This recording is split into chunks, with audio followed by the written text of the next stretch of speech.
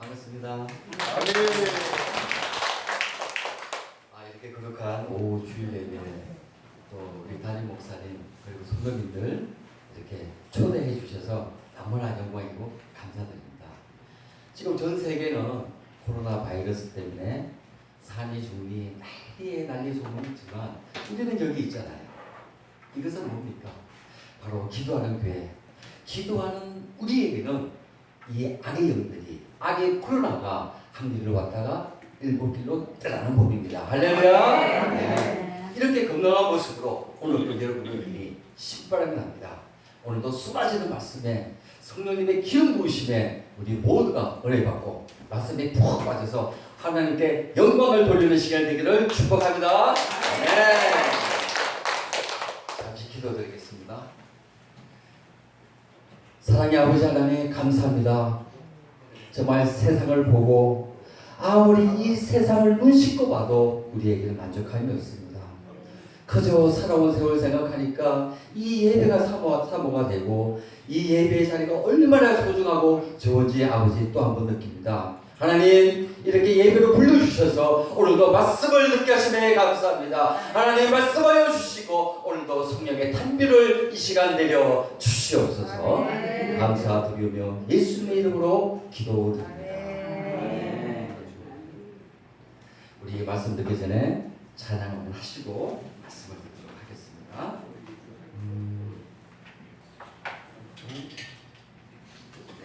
일어나.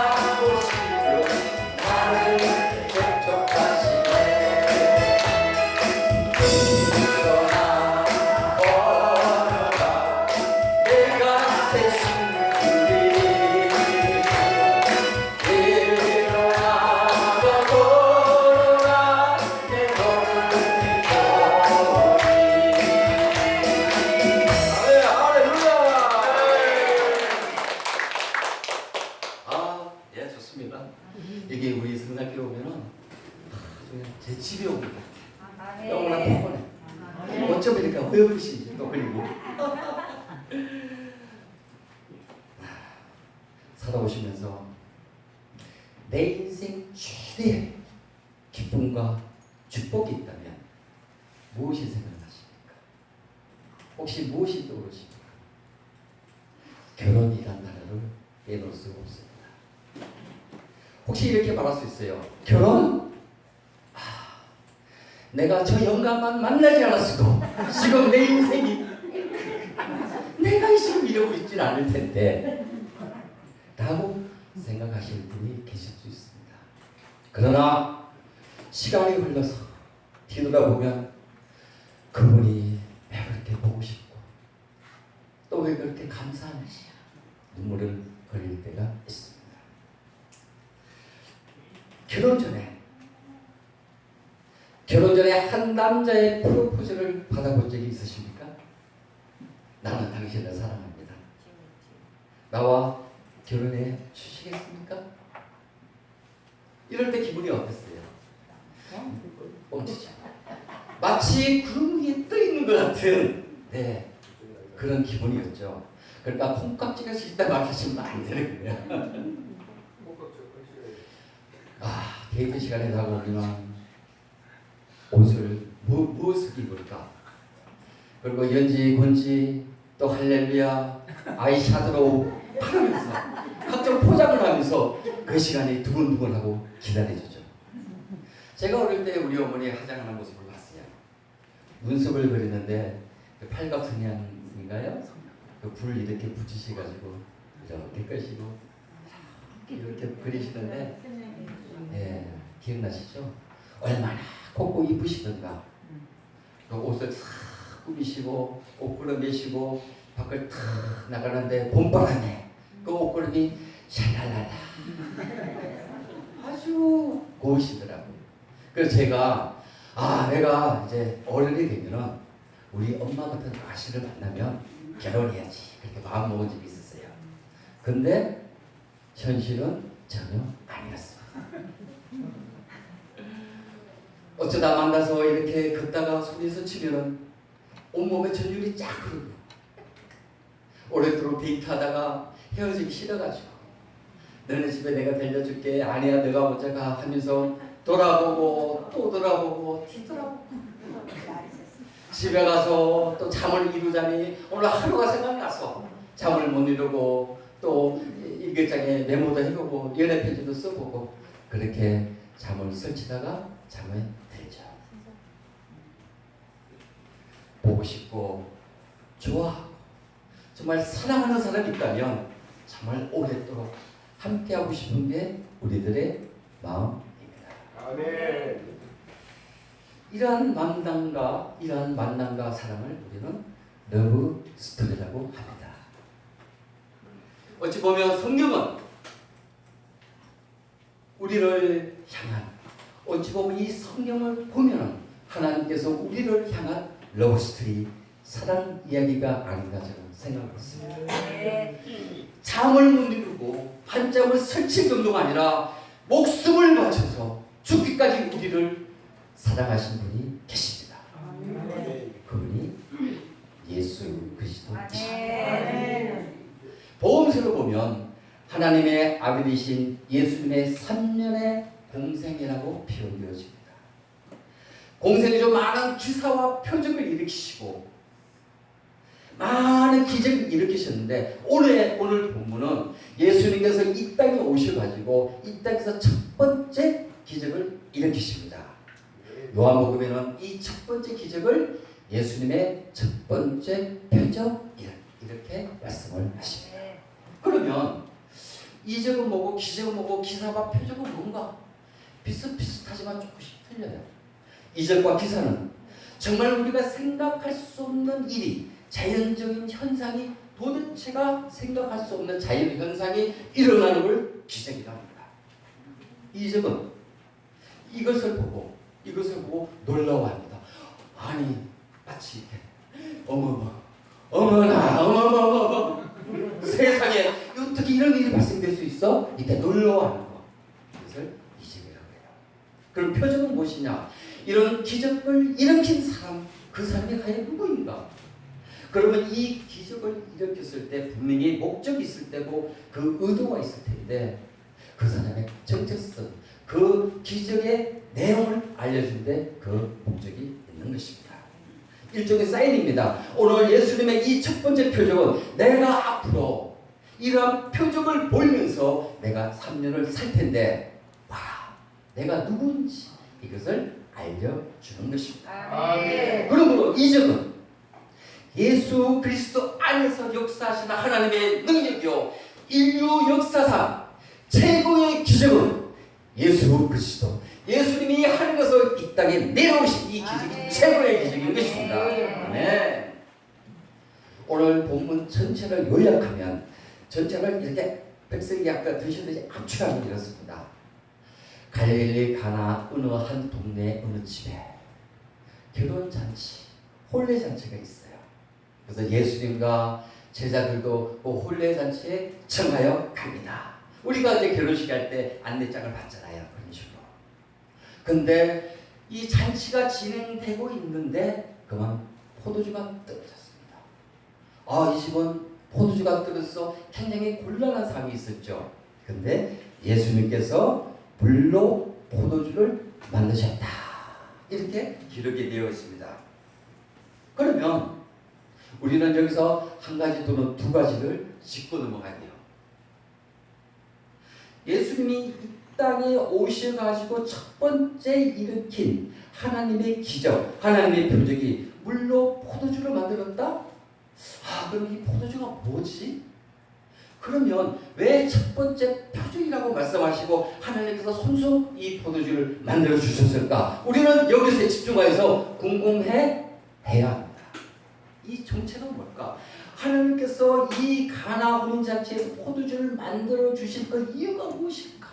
그럼 지금 우리가 오늘 말씀을 듣고 말씀을 묵상하는 우리에게 무엇을 말씀하려고 하시는 걸까? 이런 궁금증을 우리는 풀어가야 됩니다.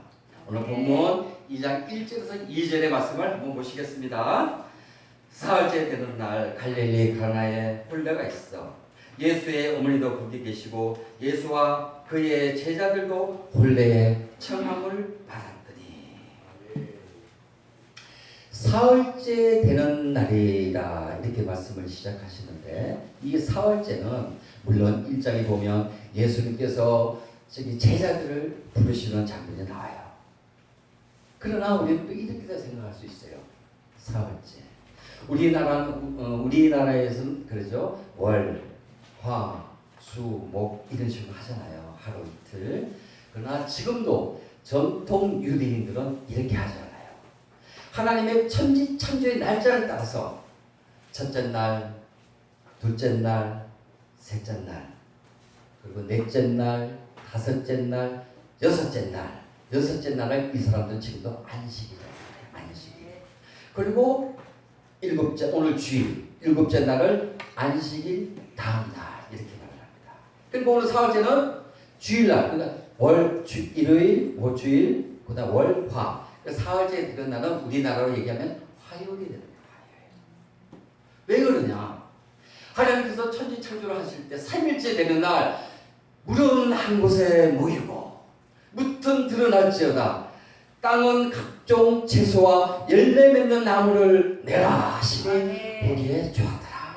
그래서 이 날이 축복된 날이에요. 이 날에 돌잔치도 하고 백일잔치도 하고 각종 한갑잔치도 하고 다 하는 거. 이 날을 기리더라 그래, 그 사람들은 지금도. 그래서 이렇게 사흘째 되는 날에 이렇게 하는 표현도 있다. 그래서 이 유대인들의 이 풍성한 3일째 날은 그러면 이날 이 사람들만 적용되냐? 이 하나님의 천지 창조의 풍성한 이 사흘째 되는 날은 지금도 유효하며 이것을 아멘하고 받아들이고 이 복이 우리 모두에게 넘치기를 축복합니다. 네. 우리가 두 번째 발견할 수 있는 것은 혼례와 청함입니다. 2절에 보니까 혼례가 있어 예수와 그 제자들도 혼례의 청함을 받았더니, 저는 성경을 읽으면서 이 성경의 모든 말씀은 하나님과 하늘나라의 결혼 얘기가 아닌가 이렇게 생각해요. 창세기를 보니까 하나님께서 첫 번째 신랑 신부를 탄생시키는데 부부를 아담과 하와였습니다. 그리고 이스라엘 민족이 저 애굽 땅에서 고생하고 노예 생활로 아주 출동살동하고 있는 그 이스라엘 민족들을 불쌍히 여기시고 긍휼히 여기셔서 구출하셔가지고 시내산에서 만나주십니다.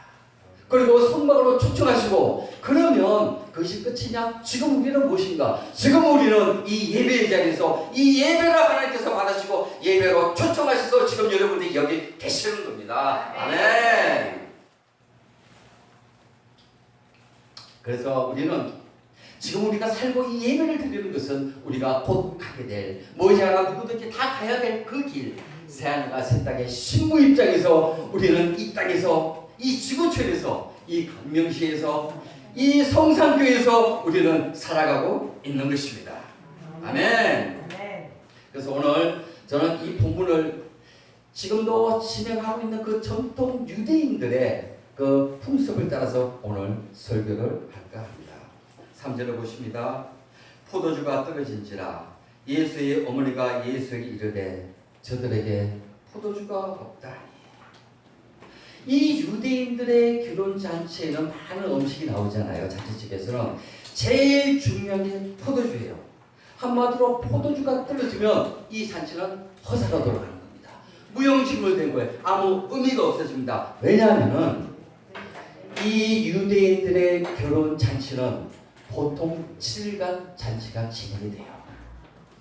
이 7일 동안 잔치는 먹고 마시고 즐기고 환호성을 쉬고 그야말로 축제 분위기예요. 근데 마지막 7일째가 될 때는 이제 신랑들 총각이 포도주를 담아다가 그 앞에 앉아있는 신부에게 다가갑니다. 신부에게 다가가서 신부 앞에 있는 포도주 잔에다가 포도주를 따라줘요. 네, 주세요. 감사합니다. 이제 포도주 이렇게 따라줘요. 이렇게.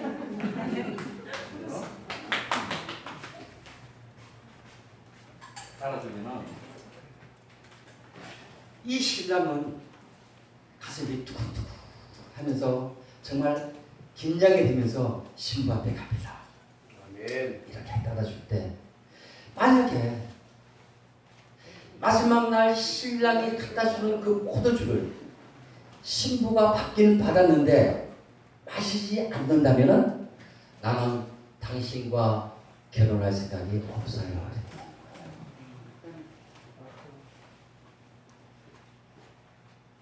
마시면 나는 당신과 결혼합니다. 이 뜻이에요. 안 마시면은 나는 당신과 결혼할 생각이 없어요. 허세가 돌아가는 거죠.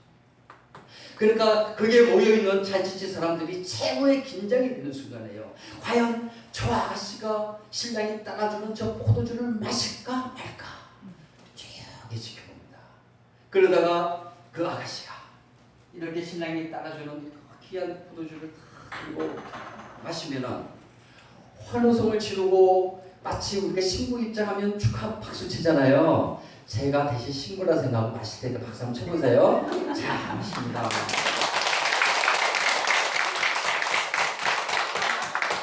최고의 축제예요. 네. 그런데 이렇게 소주가 포도주가 떨어졌다고 하니 난리가 난 거죠. 그래서 예수 어머니가 예수님께 갑니다. 얘야, 포도주가 떨어질 때 어떡하냐? 저 신랑이 신부한테 갖다 준 포도주까지 없으니 이 잔치는 꽝이야. 어떻게 해도 좋을까 하고 팔보도 치는 거예요. 큰일 났습니다. 안달이 났습니다. 저기 있는 신랑을 보니까 어찌할 줄 모르고 발을 동동 구르고 난리가 난 거예요. 그래서 이 마리아가 예수님께 가서 얘야, 포도주가 없다. 어떡하니? 그랬더니 예수님께서 어머니, 그 포도주 떨어지는 거하고 나하고 무슨 상관이 있습니까? 아, 어떻게 되고 쌀쌀해요. 근데 마리아가 하인들한테 가서 하인들 신부님한테 가서 저분이 저 예수님이 너희들에게 무슨 말을 하든 그대로 해라 이렇게 합니다. 아니 예수님은 분명히 거절을 했잖아요. 여기서요 어머니 그 포도주 떨어진 거하고 나하고 무슨 상관이 있어요. 그랬는데 우리가 듣기는 거절이잖아요. 근데 이 마리아의 믿음을 보십시오. 와 대단합니다. 그래서 저는 이 예수 어머니 마리아가 어떻게 이 대단한 믿음을 갖고 있고 영적 센스가 있었을까 하고 마리아가 조용히 묵상을 해봤어요. 그랬더니 이 마리아는 다른 어머니하고 틀렸어요. 예수님을 성령으로 잉태하고 10달 동안 배합하면서 그 뱃속에서 예수님을 묵상하고 이 나이 30년까지 예수님과 함께 먹고 마시고 자고 동행하였던 것이에요. 와, 그러니 예수님의 눈빛만 봐도, 예수님의 그 표정만 봐도, 예수님의 은행 말투만 봐도 딱 감이 오는 거예요. 예수님이 아예 안 돼 엄마 그거 나 무슨 상관이 있어 하지만 예수님은 아예 마리아는 예수님과 함께 먹고 자고 살아온 30년의 그 세월에 삐를 받은 거예요. 영적 삐를. 우리도 자녀 키우면서 그러잖아요. 얘야는 제가 성질을 내는데 성질을 내는 거지 안 내는 거지. 아멘. 아멘. 자, 그러면 마리아도 그렇게 영적으로 삐를 받아가지고 예수님의 눈치를 챘는데 우린 왜 못할까? 못할 리가 없잖아요. 그래서 제가 또 다시 고민하고 봤습니다. 하나님 어떻게 하면은 마리아처럼 이런 영적 센서를 가질 수가 있겠습니까? 했더니 성경이에요. 답은 성경이다. 하나님의 말씀을 주야로 묵상하고 이 성경을 사모하고 이 성경을 말씀이 육신에 있다에 오신 그 예수님 대초의 말씀이 계시니라. 그 말씀은 바로 우리 주 예수 그리스도. 말씀이 육신, 성경 말씀이 육신에서 온 이 성경책을 사모하면서 이 말씀을 보면서 이 말씀을 보니까 하나님께서 어느 때 좋아하고 하나님께서 어느 때 슬퍼하시고 하나님께서 어느 때 기뻐하시고 하나님께서 어느 때 응답을 하시더라는 걸 우리는 알 수가 있는데 바로 이렇게 사는 삶, 마리아의 영적 센스, 예수님의 거들 같은 그 말의 응답이라고 표현할 수 있는 그 영적 센스를 주여로 말씀을 묵상한 예수님과 동행한 그 비결이 있었다는 것입니다. 이렇게 해서 이 잔치집은 이 불가능한 같은 이 포도주가 떨어진 이 사건을 기적적으로 해결합니다. 이 해결의 비밀은 무엇입니까? 예수님을 초청합니다. 여러분이 저를 오늘 초청해서 이 오후 예배에 함께합니다. 이런 식으로 초청하셔야 됩니다. 초청하니까 제가 올 수밖에 없듯이 예수 그리스도께서 그 가나오는 잔치집에 가신 거예요. 그리고 이 마리아는 믿음으로 기도한 겁니다. 믿음으로 기도합니다. 그래서 이 잔치집은 위기를 외면하게. 할렐루야. 아멘. 우리도 살면서 각종 어려움이 있습니다. 교회도 어려움이 있습니다. 가정에도 어려움이 있습니다. 그러나 예수님께서 함께 하신다면 이런 어려움과 극복을 이길 줄 믿습니다. 코로나도 마찬가지입니다. 우리가 믿음이 있기 때문에 코로나는 한 길로 왔다가 7길로 떠날 수밖에 없는 하나님의 법인 것입니다. 그러니 예수님을 초청하는 게 얼마나 중요한지 몰라요. 대개 신앙생활을 하다 보면 어려울 때만 예수님을 초청하시는 것 같아요. 정말 힘들 때만 예수님을 부르는 것 같아요. 그러지 마세요. 오늘 가나 혼인 자리의 잔치집처럼 이 잔치집의 즐거움에도 포도주가 떨어지듯이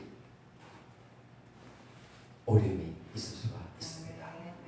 행복하다는 그 순간에도 위기가 올 수가 있습니다. 그래서 우리는 늘 예수님을 초청하셔야 돼요. 저는 화장실에서도 예수님을 초청해요. 화장실에서. 배가 아파서 화장실 갔을 때 답이 안 나오네. 처음에 주야 또 주야 제가 봉사니까 주여 삼창을 잘 하잖아요. 에이 아니 주여 삼창 주야 죽겠습니다. 주야 그러면 빵 할렐루야 답이 나와요. 그러니까 주님은 안에 계신 분이 없어요. 항상 초청하셔야 돼요. 오늘 저와 같은 현상이 있으신 우리 성도님들 주여 삼창하십시오. 주여 깼나이다 살려주시옵소서. 예, 나옵니다. 할렐루야. 자, 중요한 것은 지금부터예요. 오늘 제 설교의 목적입니다. 예수님께서 만들어 주신 이 포도주의 비밀은 무엇일까? 포도주가 떨어진 이야기를 들은 예수님은 처음에 거절 같았으나 그곳에 있는 돌 항아리 속에 있는 물을 가지고 포도주를 만들어 주시는데 이 성경에서 포도주를 찾아보니까 포도주는 바로 기쁨의 상징인 것입니다. 본래에서 가장 중요한 것은 다른 음식보다 포도주라고 그랬어요. 앞서 말씀드린 것처럼 포도주가 떨어지면 큰일 나는 겁니다. 난리가 나는 겁니다. 왜냐하면 신부가 신랑을 결정할 때 포도주를 마셔야지만 되는 거니까. 주님께서 6월절 어린 양으로 갈보리산에서 정말 십자가 그 대속적 죽음을 앞두고 제자들과 최후의 만찬을 할 때, 그리고 가버나움 회당에서 가르칠 때 이렇게 말씀하십니다. 내가 진실로 진실로 너에게 이르노니 인자의 살을 먹지 아니하고 인자의 피를 마시지 아니하면 너희 속에 생명이 없느니라. 내 살을 먹고 내 피를 마시는 자는 영생을 가졌고 마지막 날 내가 그를 다시 살리리니 내 살은 참된 양식이요 내 피는 참된 음료로다. 내 살을 먹고 내 피를 마시는 자는 내 안에 거하고 나도 그의 안에 거하니 살아계신 아버지께서 나를 보내심에 내가 아버지로 말미암아 사는 것 같이 나를 먹는 그 사람도 나로 말미암아 살리라. 사랑하는 여러분, 바로 이 가나안 혼인 잔치의 포도주는 예수님께서 직접 만들어 주신 이 포도주는 예수님의 살이요 예수님의 피의 예표입니다. 이 예표는 가나에서의 첫 포도주를 만들어 주시지만 3년 후에 내가 십자가에서 너희를 위하여 대속적으로 죽고 그리고 부활할 것이라는 것을 예고하고 있는 것입니다. 아멘. 이 요한복음에서는 그 다음에 두 번째, 세 번째, 네 번째, 일곱 번째가 표적이 나타나는데 죽어가는 왕의 신하의 아들을 살리시고 정말 베네스다에서 홀로 눈물로 38년 된 병자를 고쳐주시는 표적으로, 그리고 죽은 나사로를 살리시는 표적으로 예수님은 이렇게 이 땅에서 정체성을 나타내십니다. 그리고 지금 이 예수님의 그 표적에 계속 이어지는 이 흐름은 지금 우리의 문제와 고통도 해결해 주실 줄 믿습니다. 왜 그럴까요? 왜 예수님이 이렇게만 하셨어야만 할까요? 우리를 사랑하니까요. 아멘. 사랑하는 우리가 아프면 안 되잖아요. 마음이 아프잖아요. 나의 사랑, 나의 어여쁜 자야, 일어나 함께 가자. 이것이 바로 하나님, 이것이 바로 예수님, 이것이 바로 우리 성령님의 마음입니다. 인자의 피를 마시지 않으면 너희 속에 생명이 없느니라. 결혼은 살아있어야 가능합니다. 세상이 힘들다고 아유 하나님 나 빨리 좀 데리고 왔으면 좋겠어요. 아유 이 땅에 있을 마음 없어요. 그러지 마세요. 살아있어야 우리가 신부가 되는 것이고 살아있어야 하나님을 만나게 됩니다. 총각이 설레는 마음으로 처녀 앞에 다가가 잔을 주고 기다리다. 예수님은 십자가에서 보혈의 피, 보혈의 포도주를 우리 모두에게 주셨습니다. 그러므로 하나님 예수님의 이 보혈의 피를 우리는 한 번도 빠짐없이 받아야 됩니다. 순례와 감동으로 받아야 됩니다. 감동의 눈물로 받아야 됩니다. 나는 우리 모두 받을 수 있습니다. 예수님은 이것을 위하여 이 땅에 오신 것입니다. 왜냐하면 십자가는 창조주 하나님의 최고의 사랑의 고백이요 최고의 위대한 프로포즈이기 때문에. 아멘. 총각이 설레는 마음으로 두 손을 모고 그 아가씨가 잔을 마시나 바라보는 것처럼 주님은 늘 우리를 바라보고 계시다는 걸 믿으시기 바랍니다. 시편에는 이 말씀이 이렇게 기록됐습니다. 여호와여 주께서 나를 보살폈으므로 나를 아나이다. 주께서 내가 안고 일어서심을 아시고 멀리서도 나의 생각을 밝히 아시오니 나의 모든 길과 내가 눕는 것을 살펴보셨으므로 나의 모든 행위를 잊게 하시오니 우리를 바라보고 계십니다. 할렐루야. 사랑하는 여러분, 지금 이 시간 주님께서 잔을 주신다면 잔을 받으시겠습니까? 아니면 받고만 있겠습니까? 아니면 이 술처럼 마시겠습니까? 할렐루야. 혹시 잔을 받기는 받았는데 이 잔을 받을까 말까? 저 남자를 믿을 수 있을까? 다른 더 좋은 남자가 없을까? 더 좋은 신랑감이 없을까? 아유, 사람들 앞에서 왠지 맛있게 쑥스럽네. 사람들 앞에서 왠지 그리스도인이라고 말하기가 왠지 쑥스럽네. 에이, 아니야. 인생을 좀 더 즐기다가 시집까지 뭐. 이러한 아가씨가 있으면, 이거 어디 갔어요? 아가씨가 있으면 이런 아가씨가 땡깁니다. 교회에 나오긴 나왔는데 다른 교회 한번 가볼까? 여기 성산교회 우리 담임 목사 조재현 목사님보다 더 잘생긴 목사님은 없을까? 정말 하나님의 말씀이 사실일까? 정말 예수님이 말씀이 육신이 되어서 이 땅에 오셨다는데 그렇게 믿을 수 있나?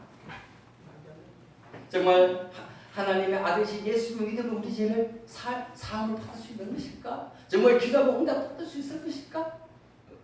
이런 궁금증이 들 때가 있습니다. 이것이 바로 사단이 노리는 겁니다. 사단은 항상 속삭입니다. 우리 마음에 가득한 의심의 가라지를 뿌립니다. 이럴까 저럴까. 사랑하는 여러분, 말씀을 믿으세요. 하나님은 우리를 바라보고 계십니다. 주님의 보혈의 잔을 받았다고 확실하고 믿으시는 성도님들, 나를 위하여 십자가에서 보혈의 피를 흘렸다고 믿으시는 분은 마음으로 이 믿음으로 보혈의 피를 마시면 됩니다. 아멘. 하나님께서 이것을 위하여 이 보혈의 포도주 주기 위하여 이 땅에 오신 것입니다. 예수님께서는 바로 죽기까지 우리를 사랑했다는 것입니다. 이것이 예수님께서 높고 높은 보좌에서 이 낮고 낮은 땅으로 오신 목적이고, 예수님께서 이 땅에 와서 하신 목적이 바로 이것을 위하여 오셨습니다. 왜? 우리를 신부 삼아 주기 위하여. 아멘. 우리를 신부 삼기 위하여. 이것이 믿어지시는 분은 구원을 받았으며, 이 구원에 믿어지신 이 구원은 바로 구원의 확신이라는 것입니다. 아멘. 근데 아직도 글쎄요, 내가 잔을 받기는 받았는데 이게 받은 거지 안 받은 거지 이게 미묘할 때가 느끼실 때도 있어요. 그러나 염려하지 마십시오. 그거 느끼실 때는 그런 분이 계시다면 아직 잔치만 즐기고 있는 겁니다. 잔치가 끝나면 포도주가 옵니다. 기회는 있습니다. 끝까지 믿음 생활을 유지하시길 주님 이름으로 부탁드립니다. 제의 만찬 때 제자들의 발을 씻을 때가 있었어요. 예수님이 마지막 십자가에 달리시기 전에 제자들을 발을 씻을 때 이제 베드로 차례가 왔습니다. 그 베드로가 주님 절대적으로 내 발을 씻지 못하나이다. 아니 안 돼요. 왜 내 발을 씻으십니까? 이렇게 예수님한테 얘기해요. 그때 주님이 베드로에게 이런 얘기합니다. 내가 너의 발을 씻어주지 않으면 너와 나는 상관이 없느니라. 다시 말해, 예수님의 보혈의 잔을 받고 마시지 않으면 너와 나는 상관이 없느니라 말씀하십니다. 주님과 상관없는 사람은 영원히 꺼지지 않는 저 유황불에 지옥에 갈 수밖에 없는 것입니다. 지옥의 열차를 타는 것입니다. 상관없다는 말을 듣지 않길 축원합니다. 아멘. 죄의 물건 우리 영혼을 정결케 해주시고, 십자가에서 온갖 고난과 수고를 겪으시고 피를 흘리신 예수님, 내가 거룩하니 너희도 거룩할지어다. 아멘. 거룩할 수 없는 우리를 주님의 보혈을 피로 씻어주시고, 성령님은 지금도 우리를 신부단장 해주십니다. 성령 충만함으로 말해. 내가 이것을 믿느냐? 내가 흘린 보혈의 피를 믿느냐? 지금도 성령님의 어루만지심을 믿느냐? 내가 믿느냐? 믿으면 하나님의 영광을 보리라.